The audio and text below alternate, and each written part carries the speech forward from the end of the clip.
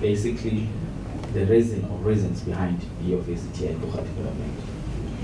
Well, we're very excited that we were able to get the opportunity to come and visit Coega, because we had been here in the previous term about 5 years ago, and they were experiencing numerous financial challenges related to the concept, which we managed to assist in the resolution of. But it was a challenge because there was a lot of investment expected here. We have this huge deep water port, the deepest in Africa, 18 meters instead of just being 14, and a lot of pluses, a highly developed site. Now, were we going to get the investment? That was the big issue. And we found that the special economic zones legislation would facilitate IDZs being able to benefit more from the incentives. So IDZs that are currently IDZs, such as Coega, the first, aren't able to be incorporated into the SEZ over a phasing-in period of about 2-3 years or so. So why did we come here? We'd heard a lot about the attraction now of the wind towers being built here. That is the whole recycle and environmental process and plans. We heard about the issue of job creation here. We heard about the actual motor vehicle and component industry side coming here as well. And a brand new idea, which we could not figure out how it was happening, was the dairy. Now, why are we having a dairy alongside iron, steel, etc.? And then we also heard of an exciting concept, the scrap metals being utilized to produce, steel billets. And as some of you know, scrap iron uses far less energy than iron ore. So these were all unique, innovative forms of manufacturing and production. And when we came here, we were pleasantly surprised to see that the harbor, the cranes were in much better operational condition than we expected. Secondly, the infrastructure, rail and road was here, all fully developed. And thirdly, you actually had the creation of new jobs, not jobs that people had been released, etc., and then you re-employed people to fill their positions. You actually had the creation of new jobs wherever we went. So if you were to go to our first visit, which included the dairy yesterday, farmers in the area were unable, if they produced less than 120 litres, no one would pick up their milk. So what was the point of that? Now you put in a system of collection from 100 litres and a little below, even 40 and 80, to over 1,000. So everyone's milk could be picked up along the route. And these farmers themselves went to IDC and said, look, please assist us with the funding. We want to go to Coega there and establish the Coega dairy. That was agreed to. They got the support of the BEE, the workers, so that the IDC took 20%. The farmers took 40 or 50. The BEE took the balance of the percentage, and as I said, the workers. So you have all of our priorities being met. The agro-processing, the new work, job creation, skilled work, and local people being employed here. We didn't go and fetch them from Johannesburg for Coega dairy. Coega cheese started. Again, they exporting to a number of countries, including Dubai. And that is because of the debonaires. I'm sure many of you have eaten a pizza. And what do they use in pizza? That cheese, It is, in my opinion, the best quality cheese here. It's up to international standards, including our own SABs. So there we are, exports, competitively priced, etc. Job creation. Currently you're looking at 300 odd jobs, with more to be created as it expands. They've got room for expansion, the building is big enough. Then we had a look at the scrap metal. Not on the same day, unfortunately. And the scrap metal, we all know that scrap metal is being exported. Japan does not allow, it bans the export of scrap metal because, as I've said, it uses less energy than iron ore to be produced into steel. So here we have a company that is able to utilize not only the scrap ore to be found, scrap metal around this area, but it's crying out for more and more. But what they have indicated to us from Parliament, you can help us, please review the legislation which is enabling people who have scrap metal to hang on to their scrap metal. You know, the old story, create scarcity, then you'll increase the price. We need to produce amended legislation that will address that, release the scrap metal to the producers who can produce iron, steel products. Secondly, they're producing billets, and that's good. It's 1 or 2 steps in the value chain, global value chain. But then we're exporting the billets, the steel billets, for someone else to produce the steel plates and export to South Africa, where it came from. So why don't we produce these steel plates ourselves, okay? So we need to introduce improved technology there. We need to persuade ArcelorMittal to begin to realize it is a South African company. It got the company at a pittance of what it should have paid, and we want developmental pricing. We can no longer tolerate that ArcelorMittal, among others, charges us prices for goods at export prices. We will not tolerate that. Otherwise, we may as well give up now and say, okay, we want to be recolonized economically. We will not do that. So developmental pricing has to be here to stay. We're also looking at the aspects such as transfer pricing and the like. But I must say that ArcelorMittal has begun to see the light, or the writing on the wall.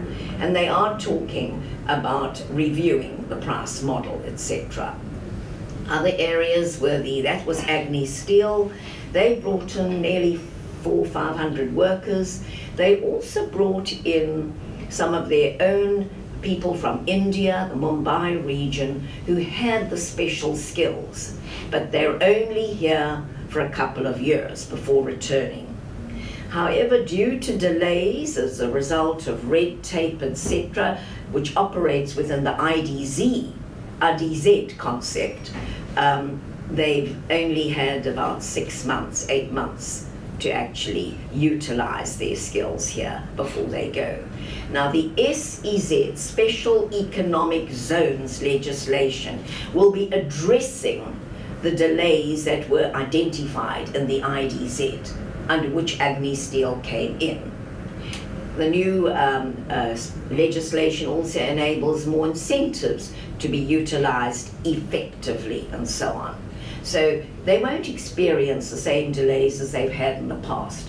I'm happy to say that skills have been transferred and are in the process of being transferred. That's Agni Steel. But other issues, you know, South Africa needs to realize that it must make it a requirement of every tender that an external company must transfer skills. We are not here to enable others to benefit coming from outside the country without ourselves and our own youth benefiting from that process itself. Some of the other things we noticed, that was the wind. I mentioned the wind towers, etc. Now, those wind towers are a great achievement. They made in 3 sections: the base, the middle, and the top, of some of the finest steel coming from ArcelorMittal. But the actual first part of the base is still produced outside of this country. It's made of steel. Where is it produced? Outside. Apparently not because we can't produce it at all, but because of the pricing. So you see, the developmental price is important, but it is also true that to produce that grade of steel, places like ArcelorMittal will have to invest more in the infrastructure and in the technology and in the skills. But South African companies have had nearly 20 years to do this. But unfortunately, as the government, which is of course, as you know, the ruling party and governing party is the African National Congress, that we thought people would put in these changes. They would do this, but they didn't. So now we have to look at other measures to persuade them to implement the kind of manufacturing processes which include value addition up the chain, so that the country as a whole benefits, and not just South Africa, the region. I explained about the port. What we produce here, what our ports enable us for ships to dock here, are much bigger ships which cannot dock up northern Africa. So they'll offload here, and from here we will add value, and the goods can be fetched by smaller ships and boats. Thank you. Yeah. You talk about financial problems in the previous year, in the 5 years when you visited here. How is the financial situation looking at the moment? Well, it's looking very positive, because at that time the funding model was not project, it wasn't along project lines. Now each project is separately funded, as it were, number one. Number two, the lead time is taken into account, so that having understood the length of the lead time which will be involved in raising the investment and getting the appropriate funding is factored in before. And not once you decide we need this factory, then you say, right, let's go and get the money. That is not the way to work. So we now do have all of the infrastructure, and investors themselves, all of the companies that have come here externally, have said one thing in common. This is the best infrastructure and developed SEZ zone they have ever come across. And we were quite stunned to hear that. They've been to Mauritius, they've been to China, they're talking about India itself. And they say, you've got it all here. This is going to really leap ahead. So we've got we've overcome the funding hurdles. IDC has come to the party. Prior to that, Coega was funded partly by the metropolitan, the municipality, partly by provincial government, partly by national government, and no one would accept overall or overarching responsibility for this. Now that has been changed to a project funding model in which DTI oversees it globally, but then the IDC, as the implementing agent for the funding, comes in. Okay. But there's just an important issue. It is going to be a one-stop shop, meaning you'll be able to do all your tax, your incentives, your funding, your investment, your contracting right here, instead of having to run to Pretoria, then run somewhere else. So I think that having the one location model where key government departments come together will also do away or stops a number of the delays, overcome them, yes. Last question, just like in 1 minute. When can we expect the implementation by the external campus to actually transfer skills to the local? Is there going to be some regulation or no? Well, of just course, 1 minute. Some has already been done. I think I made that clear in the cheese, in the dairy, but also very much in the steel industry. Here, the wind towers, that is currently being transferred. The other area where it's being transferred, of course, is also I mentioned the wind towers, I mentioned the dairy, and of course the trucking and so on, and the materials. That is currently being done. These are high-tech skills which are being transferred. And even we've just come from Aspen, which is exporting to the United States. The skills that are being transferred there are high-tech skills to the local population. So you had a few welders from Johannesburg, no more. all the people being employed, I could say 99% are coming from this province and this locality here, this region. Thank you. Just in brief, Chris, your strategy to turn things around here to attract investors to improve the financial situation of Coega, what did you do? Firstly, it was the installation of key economic infrastructure to unlock those zones for investment, and it was very much in direct response to what mobile investment projects around the world were looking at in terms of what the value proposition of an industrial zone should be. Essentially, the key there was what speaks to the operational and logistical efficiency of an IDZ, and we sought to make sure that the infrastructure seamlessly integrates the deepwater port and the industrial zone, but also the logistics in terms of being able to integrate seamlessly with the immediate and further hinterland was in place. Challenges that are still affecting the IDZ?